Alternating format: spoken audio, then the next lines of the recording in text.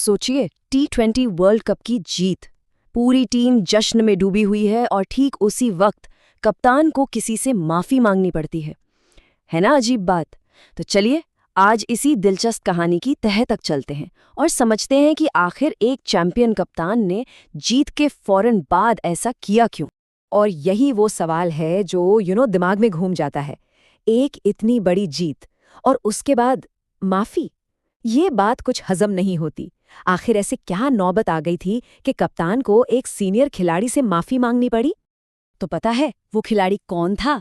कोई और नहीं बल्कि टीम के वाइस कैप्टन अक्षर पटेल। जी हाँ, आपने सही सुना। वर्ल्ड कप जैसे बड़े टूर्नामेंट के ठीक बीच में टीम के उप कप्तान को ही ड्रॉप कर दिया गया। अब जाहिर है इसी फैसले ने कप्तान और उप कप्तान के बीच टेंशन बढ़ा दी थी। और देखिए, सबसे बड़ी बात तो ये है कि सूर्यकुमार यादव ने इसे छिपाया नहीं। उन्होंने खुद माना। एक इंटरव्यू में उन्होंने बिल्कुल साफ साफ कहा, अक्षर बहुत गुस्से में था और उसका गुस्सा जायज भी था। आप सोचिए, कप्तान खुद कह रहा है कि उसके प्लेयर का गुस्सा सही था। मतलब एसकेवाई को ये पूरा अंदाजा था कि सिचुएशन कितनी सीरियस है। तो सवाल ये उठता है कि स्काई ने इस मुश्किल सिचुएशन को आखिर हैंडल कैसे किया। उन्होंने कुछ बहुत सही कदम उठाए। सबसे पहले उन्होंने अक्षर के गुस्से को समझा और माना कि वो गलत नहीं है। फिर उन्होंने समझाया कि ये फैसला टीम के लिए जरूरी था। और हाँ, उन्होंने अपनी गलती भी मानी कि शायद बात करने के तरीके में कमी रह गई। और आखिर में उन्होंने दिल से माफी मांगी। सच कहूं तो ये एक अच्छे लीडर की निशानी है। ठीक है, तो ये तो हुई एक मुश्किल फैसले की बात। अब कहानी का रुख मोड़ते हैं और देखते हैं कि कैसे एक कप्तान का काम सिर्फ कड़े फैसले लेना ही नहीं बल्कि अपने प्लेयर्स को मोटिवेट करना भी होता है। अब बात करते हैं संजू सैमसन की। एक वक्त था जब उन्हें मौके नहीं मिल रहे थे, तो वो सीधा कप्तान के पास चले गए। उन्होंने पूछा, मुझे बताओ कि मुझसे क्या चाहते हो?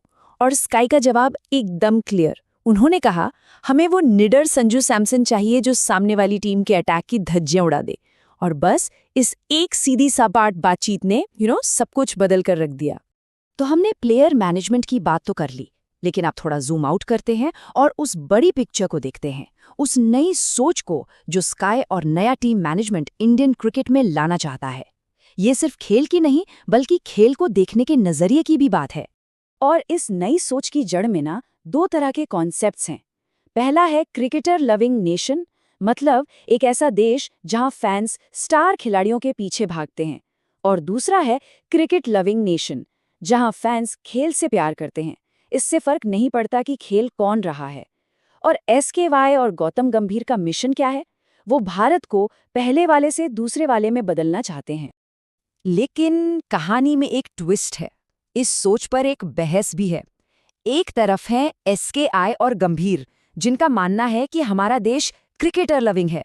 लेकिन दूसरी तरफ एक मजबूत तर्क ये भी है कि अरे नहीं, हमारा देश तो पहले से ही क्रिकेट लविंग है। और इसका सबसे बड़ा सबूत आईपीएल। आप खुद सोचिए, आईपीएल में जब ऐसी टीमें खेलती हैं जिनमें बहुत बड़े स्टार्स नहीं होते, तब भी स्टेडियम खचाखच भरे होते। तो ये क्या दिखाता है? यही कि फैंस किसी एक खिलाड़ी के लिए नहीं बल्कि अच्छे क्रिकेट और अपनी टीम के लिए आते हैं। तो आखिर ये सब हुआ कैसे?